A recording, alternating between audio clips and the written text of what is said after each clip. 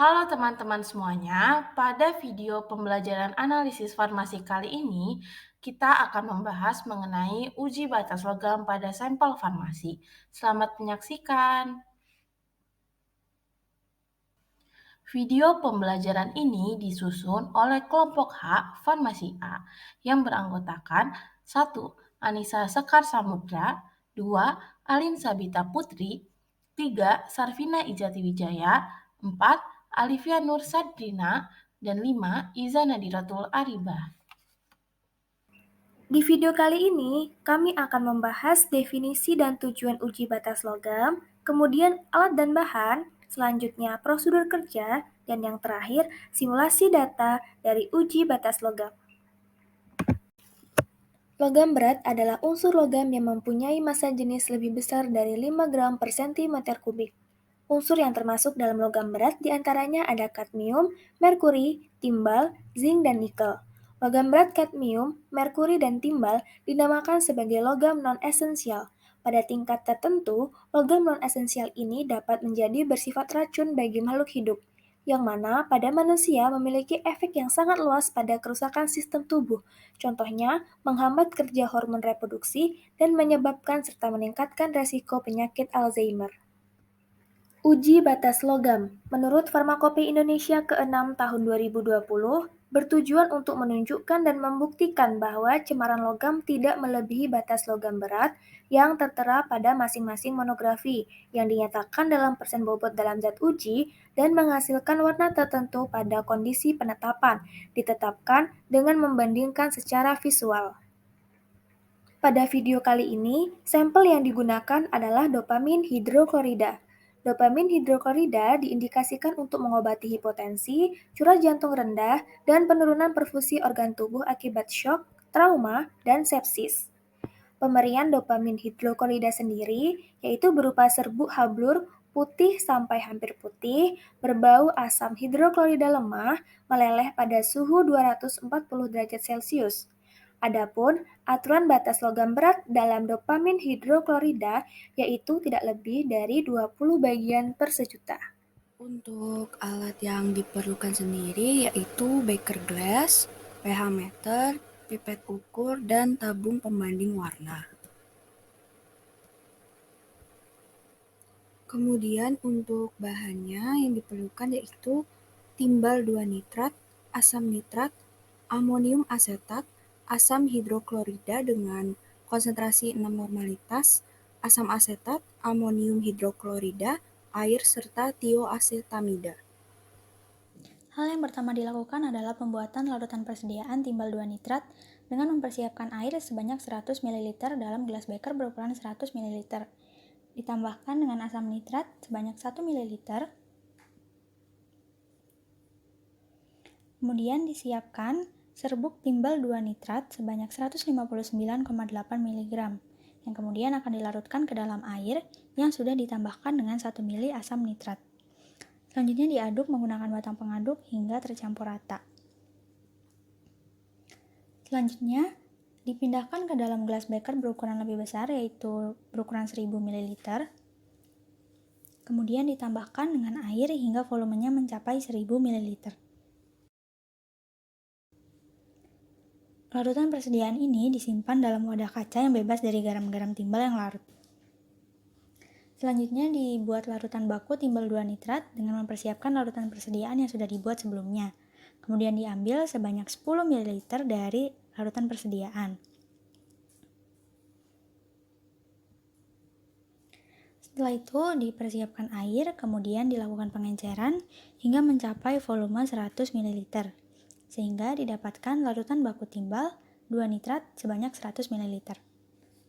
Selanjutnya dibuat larutan dapar asetat dengan pH 3,5 dengan mempersiapkan amonium asetat 25 gram, air 25 ml, amonium hidroksida 6N, asam hidroksida 6N, dan air 100 ml. Amonium asetat dilarutkan sebanyak 25 gram dalam 25 ml air. Selanjutnya diaduk menggunakan batang pengaduk hingga tercampur rata. Setelah itu ditambahkan 38 ml asam hidroklorida 6 normalitas. Kemudian dilakukan pengaturan pH dengan menambahkan amonium hidroksida 6N atau asam hidroklorida 6N hingga didapatkan pH yang diinginkan yaitu 3,5. Kemudian diaduk hingga homogen. Setelah semuanya tercampur rata, dapat dilakukan pengecekan pH menggunakan pH meter hingga didapatkan pH 3,5. Selanjutnya dilakukan pengenceran dengan menambahkan air hingga volumenya mencapai 100 ml. Didapatkan larutan dapur asetat pH 3,5. Selanjutnya dibuat larutan baku timbal 20 mikrogram dengan mempersiapkan larutan baku timbal. Kemudian dipipet sebanyak 2 ml lalu dipindahkan ke dalam tabung pembanding warna. Kemudian dilarutkan dengan menggunakan air sampai volumenya mencapai 25 ml. Selanjutnya dilakukan pengaturan pH hingga mencapai pH 3,0 dan 4,0 dengan menambahkan asam asetat 1N atau amonium hidroksida 6N. Kemudian dilakukan pengecekan pH menggunakan kertas pH hingga didapatkan warna sebagai berikut. Selanjutnya diencerkan dengan menggunakan air hingga volumenya mencapai 40 ml. Kemudian dicampur hingga homogen. Didapatkan larutan baku 20 mikrogram. Kemudian dibuat larutan uji dopamin hidroklorida dengan menimbang sebanyak 500 mg dopamin hidroklorida. Kemudian dimasukkan ke dalam tabung pembanding warna berukuran 50 ml, dilarutkan dalam 25 ml air dan dilakukan pengaturan pH dengan menggunakan asam asetat dan amonium hidroksida. Diharapkan mendapat nilai pH dalam rentang 3,0 dan 4,0 dengan menunjukkan warna sebagai berikut. Selanjutnya dilakukan pengenceran menggunakan air hingga mencapai volume 40 ml. Kemudian dicampur hingga homogen dan didapatkan larutan uji 20 ppm. Selanjutnya pembuatan larutan pembanding dengan membuat replikasi dari larutan uji yang ditambahkan dengan larutan baku timbal 2 ml. Setelah itu dilakukan pengaturan pH kembali dengan menambahkan asam asetat 1N atau amonium hidroksida 6N hingga mencapai rentang pH 3,0 atau 4,0. Digunakan indikator kertas pH sehingga diharapkan muncul warna sebagai berikut. Kemudian dilakukan pengenceran dengan air hingga didapatkan volume 40 ml. Kemudian dicampur hingga homogen dan didapatkan larutan pembanding. Kemudian setelah semua larutan siap dilakukan metode 1. Dari masing-masing larutan yang sudah dibuat, yaitu larutan uji, larutan baku, dan larutan pembanding, akan ditambahkan larutan dapur asetat 2 ml, tioasetamida LP 1,2 ml, dan air hingga volumenya mencapai 50 ml pada masing-masing tabung.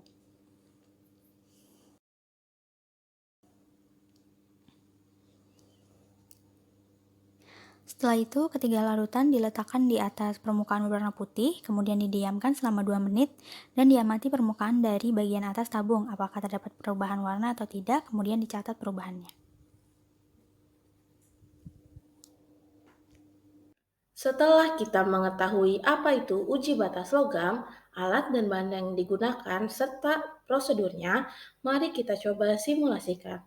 Pada kasus, seorang farmasis akan melakukan identifikasi sampel dopamin hidroklorida yang didapatkan dari salah satu supplier bahan baku farmasi.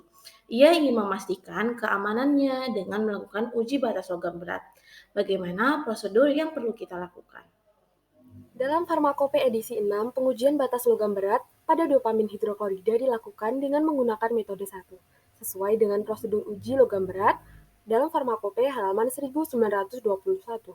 Prosedur pengujian pada sampel dilakukan penetapan dengan melarutkan 500 mg dopamin hidroklorida ke dalam 25 ml air dan diatur pH antara 3 hingga 4 dengan pemberian asam asetat 1N ataupun amonium hidroksida 6N dan diancarkan hingga 40 ml.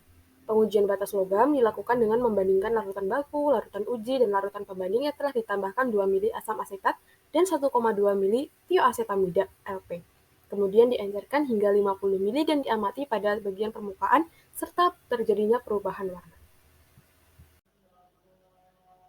Untuk interpretasinya, Metodenya valid digunakan karena warna larutan pembanding lebih gelap daripada larutan baku. Yang kedua, uji batas logam berat pada sampel bahan baku farmasi dopamin hidroklorida memenuhi syarat karena warna larutan uji lebih muda dari larutan baku.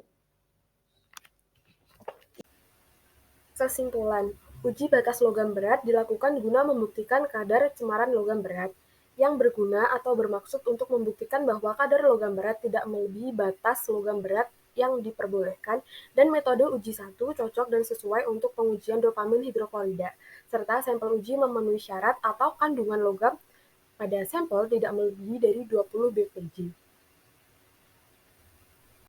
Berikut adalah daftar pustaka yang kami gunakan. Terima kasih telah menyaksikan.